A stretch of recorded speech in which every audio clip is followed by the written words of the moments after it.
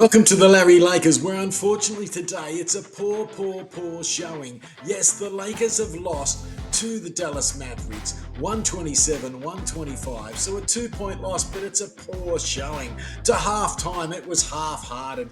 They didn't look 100% interested. They weren't concentrating for 4 quarters. Our listeners don't spare the questions. Here's the questions. Stick with us. We'll discuss that and a lot more on the Larry Lakers. You're watching and listening to it. It's YouTube and a podcast.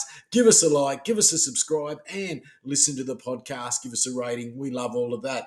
But first question, did the Aussie Mavericks destroy the Lakers 127 125? Asked Mick the Inca, who doubts Palinka. Were the Lakers lucky the Mavericks only had one of their three? Yes, one of three Australians playing for them today, and he carved us up. We'll find out who he is. Did Lakers lethargy cost them? Asked Sean at Abbey Takeaway. Is it time to trade Rui Hachimura? Oh, that's a great question. That's from Harley at Pieface. Did the Lakers show an in-season tournament hangover? Tim Huggs. Was there an arrogance for the in-season champs, big mums? It looked like there could be. Why is there always this lethargy and fake comeback? At least I think that's what he said with the three Fs. Versus the Mavs, says Trevor Lane at Cul-de-sac. Trevor Lane at Cul-de-sac. I don't think it's the dude. Anyway, we'll worry about that later. Fumbles and funny calls. How'd you rate them? Cloto at Clayton. Offensive foul on LeBron at a key time. Fourth quarter brain explosions. How'd you go with those? Tedo at Sacramento. Offensive fouls on Austin Reeves. What do you think of them? Mateo from Manila. How to conceal the disappointment for the rest of the 48 hours? Asked Mike O at San Luis Obispo. And what next for the Lakers? Asked Jai, the retro shoe guy. We'll address all those questions and more right here on the Larry Lakers. A brief summary of the game. Well, Luka Doncic had his way with us. Luka.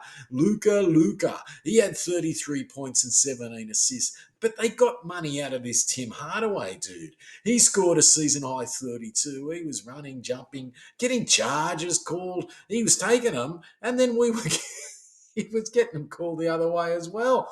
He had a game. He's not even supposed to be very good in defense. Look, it's no good. And Anthony Davis, he had a pretty high scoring game, 37 points, 11 rebounds. LeBron, 33, took a while to get going, 9 assists, 8 boards. And that's the end of our 4-game winning streak. How about that? We had a 15-point deficit at one stage. We got back to lead the third quarter and we still blew it. We were sloppy in the fourth corner. Passes over the top of heads of AD, passes that were intercepted, silly things like charges, offensive fouls on screens. Dante Exum, the Australian, there's the answer to the question. Dante Exum, one of three. Who are the other two? That's the mystery. Of course, one's Josh Green, and the other one, born in Melbourne, is Kyrie Irving. Who knew? 3 Australians on the Dallas Mavericks.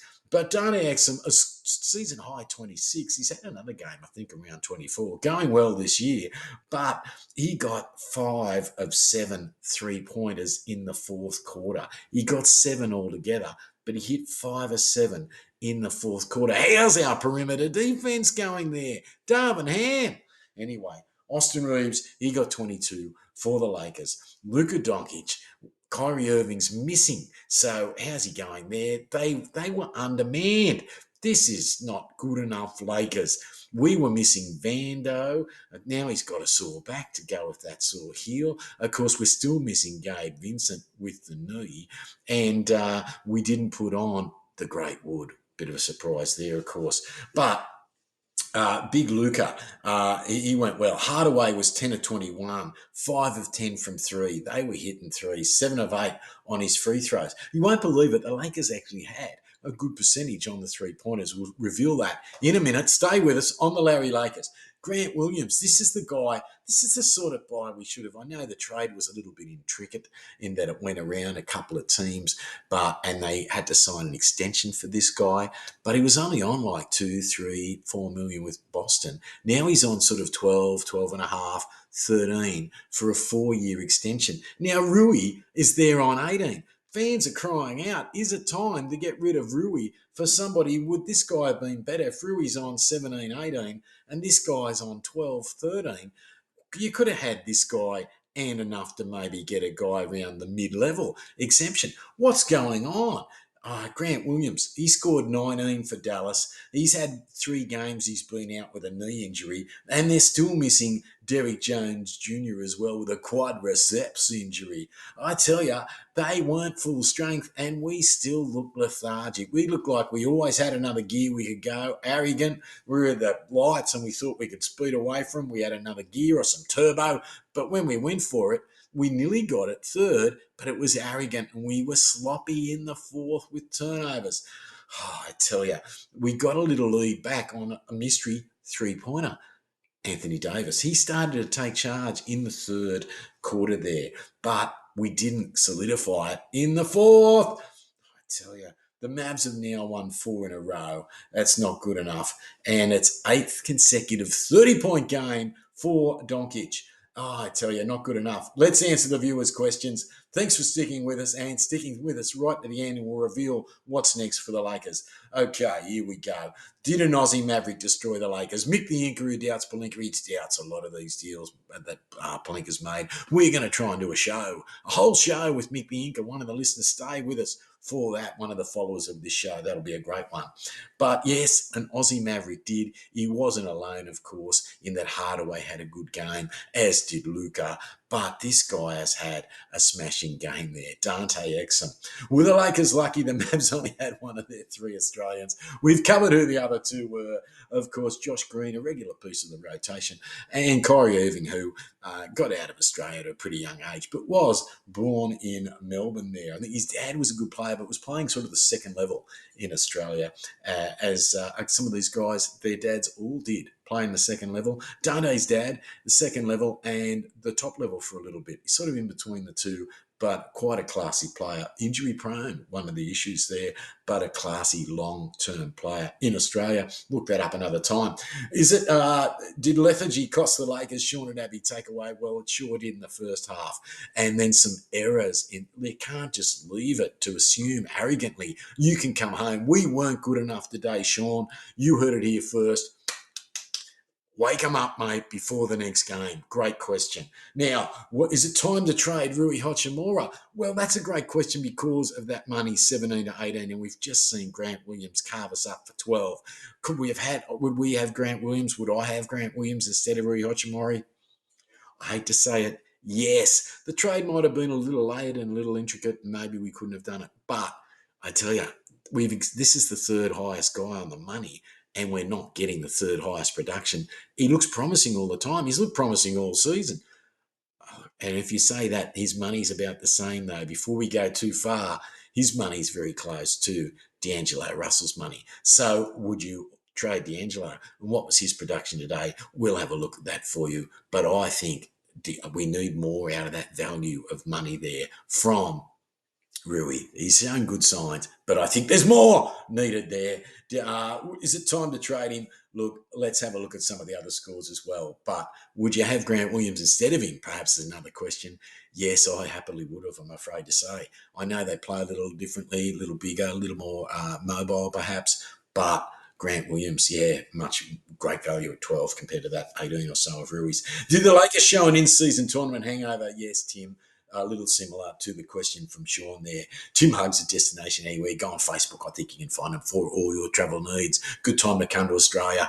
I think 60 cents of the Americans gets $1 here. What a bargain. Was there an arrogance from the in-season champs, Big Munsey Blocks Tons? A lot of questions about the arrogance of the Lakers just assuming we could change gear and power away. And when we went there, we found a bit of it, but we didn't solidify it and drive it home in the fourth quarter. Sloppy. Anyway, why is there always this lethargy and fake comeback versus the Mavs? Trevor Lane at cul-de-sac. Now, I don't think it's Trevor Lane off this other show. Whatever it is, Lakers Nation, I think. Go and have a look at it. But Trevor Lane at cul-de-sac. Trevor, I'm sick of it. I'm sick of this fake comeback. We've got to be serious. What we said in the last game was concentrate for 4 corners. That's why Ted O from Sacramento invented this calzone sponsor for the crowd. Get the crowd involved first quarter, calzones, and just to get the guys concentrating because they've got empathy with the crowd, the Lakers. It's a family club. Anyway, if they don't concentrate for 4 quarters. This is what happens. The good thing was they did that for the in-season championships. They need to sharpen up every game and do it, please. Now, offensive foul on LeBron at a key time in the fourth quarter. That actually comes from Ted O. Look, it was, and it was stupid. That's their fluffy calls, but they've been calling those this season, LeBron. He backed out a little bit. It was right in the corner. It was a long way from the play. And call against us. We were trading baskets, which was silly. We should have been ahead by 4 or 5, but we were trading the lead with the Mavs when that happened. And then we never really got back into it. A couple of other frustrating points. And next thing you know, it's 5 points, 7 points. We were lucky for it to look as close as it did. LeBron hit a little three in the corner, but don't spoil it. Go back and watch it, stream it again. How to conceal the disappointment for the next 48 hours. Mike was saying Luis Obispo. I don't know what you do, Mike. I think you've got to watch the game we won, maybe watch it on replay, and that was the in-season tournament trophy, and maybe go back and watch this and just maybe look at the good points and close your eyes on the bad points or write them down and send them in to Darvin Ham or something. But mate, and maybe have a look for something else. Maybe one of our opponents or something had a bit of a loss or something. Maybe the Clippers, who knows? But what next for the Lakers? Jai the retro shoe guy. I'll come back to that. Fumbles and funny calls. Clayton at Clayton. Yeah, there were some fumbles and funny calls all the way through. There were calls early. They've got something there in this guy Lively, and I don't think he's related to Blake Lively, but I think he's Derek. He didn't look straight a couple of times. Looked like he was leaning over. Didn't get any calls. LeBron, a couple of calls, but just some silly throwaways. Our free throws weren't good enough, and we'll show you those, and then sloppy. Anyway, what's next for the Lakers? We'll show you that, but we're up against, I believe, another Texan team within 48 hours there. It might even be the Spurs. Jai, I'll get you that right in a second here. Champion, here we go. The game is San Antonio Wednesday. San Antonio Wednesday, a back-to-back. 24 hours. First of consecutive game with the Spurs. So we're going to play them twice, like the baseball series that came about sort of to reduce travel post-COVID. They just set a franchise 17 losses straight, so we better sharpen the pencil, boys, and get into that. The Mavericks will play Minnesota at home on Thursday. A quick look at the scorecard for you. Davis, yes, not too bad, really, even on the plus minus, but 37 points in 37 minutes. You will take that every day from AD. A little bit of foul trouble early against this Lively, and that caused him to maybe change his game a little bit. Looked a little bit injured as well, a little bit off his game. 11 rebounds, not bad mix. 5 offensive, 6 defensive, and our total was good. We'll give you that in a minute. So rebounds, Davis, a good part of the game. 37 points. That's a massive effort coming off that win. Torian Prince had a good game. +5 in the real plus minus, 15 points. He hit 5 or 6 from three-pointer. You can't ask for much more from Torian Prince. It's a guy we wanted just to get back to hitting 40%. LeBron James played 40 minutes for this. We thought it was worth spending the 40 minutes on him to get the win, but we mucked it up, unfortunately. 33 points, pretty good there from LeBron, but a little bit false. There was some sloppiness. Let's look. We've got 4 turnovers from LeBron there. For example, he did get 3 steals, which is nice. 9 assists. He was flirting with that triple-double. But he's not alone there in those turnovers. They're a little bit sloppy. Not so much the total, but where they were was crucial. We couldn't get that, sort of get the cogs turning. We couldn't gain momentum, get a footing on this game because of sloppiness. This is one when you say, would you train Rui? Well, this wasn't good enough tonight. D'Angelo Russell, 25 minutes, 7 points, -6 on his real plus, and 3 of 9 shooting, 1 of 4 from 3. He did sneak up with the 7 assists there, and he had a couple of turnovers when he normally has been quite low in turnovers this year. Cam Reddish wasn't as good tonight. 22 minutes, got a little bit frustrated. -10 there in his real plus. He got just 3 rebounds as well, and he's got 0 in the steals, but he himself had 2 turnovers. Did get 1 nice block. We were beaten in blocks tonight by Dallas, I believe. We'll have a look at that in a minute. Rui Hachimura, 29 minutes. This is what we're talking about. I know we keep thinking he's warming up to something, but I'm not sure it's enough. -3 in his real plus, just 7 points. Three defensive rebounds total He's a big unit. We're getting 3 rebounds from him, 2 assists, 1 steal.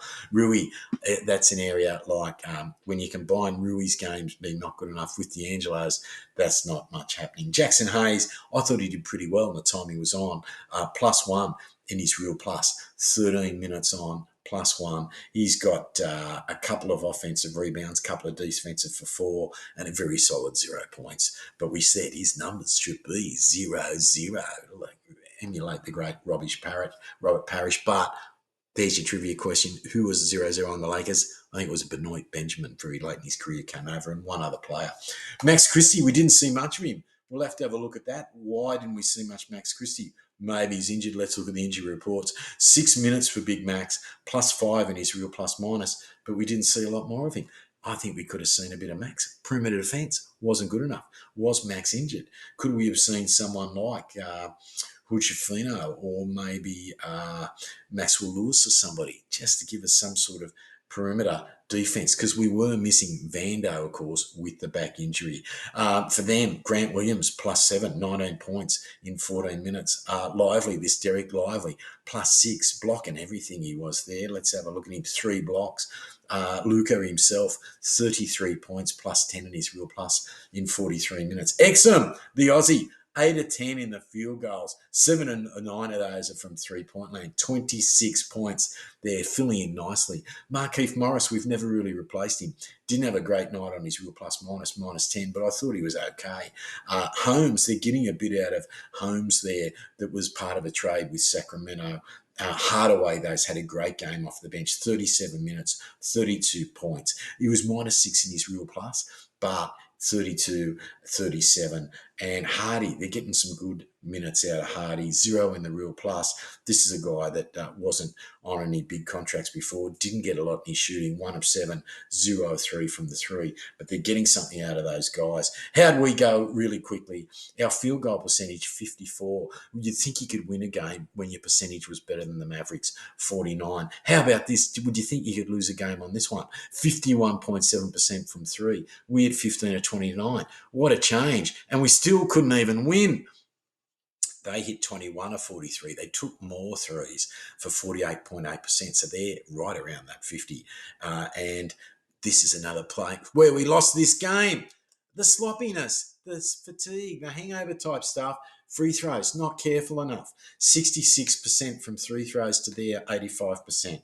We were good on the boards for a change. 40 to their 36. 10 offensive to their 12. They outdid us by 2, but we got 30 defensive, where we've been pretty good this year, to their 24. Assists, we got 34 to their 26. Steals, 4, 7. You would think that if you've turned the ball over that they'd get a few more steals. 4 to 5, they outblocked us. They got 5 blocks. What about turnovers? We had 15. So between turnovers, free throws, these are little sloppy bits that lost you the game. Lakers, 15-10. Points off turnovers. We were lucky enough to go and get 24. We executed well when we got their turnovers, but they got 11. How about that? Fast break points, they outdid us, 16 to 13. Only a little bit there, but it only takes a bit in a game that you lose so closely. 20 to 17 against the odd sloppy foul and the odd funky little foul that wasn't called. I thought some funny charges on Austin Reeves, some funny ones that weren't called. LeBron going to the basket where it looked like the guy Lively wasn't straight up, a little bit of an angle. What's going on there? But you're on an away game. And you can't just think you're going to flick a switch and win these. Up next, at San Antonio, Wednesday, to finish a back-to-back, the first of the consecutive games with the Spurs. Having said that, they've lost 17 in a row. So take care of business, Lakers. Get the message, please. Anyway, Minnesota at home for the Mavericks. You've been listening to the Larry Lakers. Please give us a like and a subscribe.